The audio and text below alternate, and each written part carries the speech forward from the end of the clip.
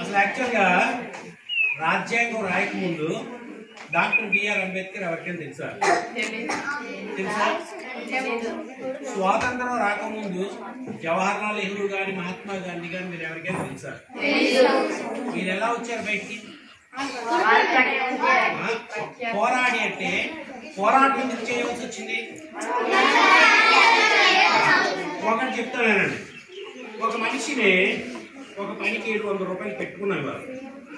పెట్టుకొని వాడు చదువుకోలేదు, ఏం తెలియదు కాబట్టి ఏం చేస్తున్నాము, 400 ఇస్తున్నాము. 400 ఇస్తే సరిపోయినట్టేనా? ఏమి ఎలా తెలుస్తుందని? చదువుకోలేదు కదా.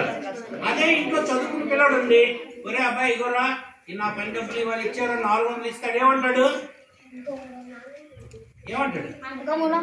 తక్కువ ఇచ్చాడు నాన్న, 300 తీసేసుకున్నాడు ఆడు అంటారు. అంటారు లేదా? దీనిని శ్రమ దోపిడీ అంటారు, శ్రమను దోచుకోవడం అంటారు.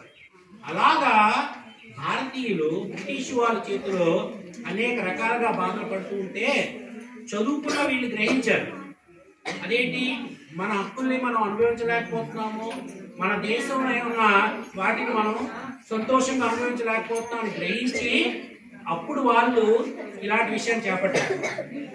పరాయి వాళ్ళ దగ్గర ఉంటే మన దేశము మనం స్వేచ్ఛగా ఉండలేము, కాబట్టి మన దేశాన్ని నుండి వీరిని పారద్రోలి మన దేశాన్ని మనమే పరిపాలించుకోవాలనేటువంటి ఒక సంకల్పాన్ని చేపట్టారు. ఆ సంకల్పంలో భాగంగా మనకి స్వాతంత్రం వచ్చింది. స్వాతంత్రం వచ్చింది కానీ మన వ్యవస్థలు ఎలా నడుపుకోవాలో మనకు తెలియలేదు.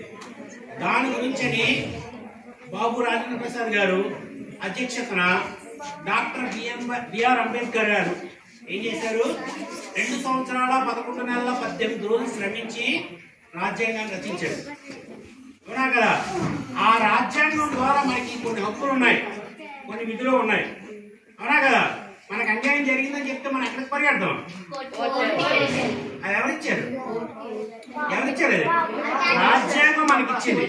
ఎప్పుడైనా నీ హక్కును నువ్వు కోల్పోతే నువ్వు వెళ్ళి న్యాయంగా పోరాడి నీ హక్కును తిరిగి సంపాదించుకోవచ్చు అనేటువంటి విషయాన్ని మనకి రాజ్యాంగం కల్పించింది.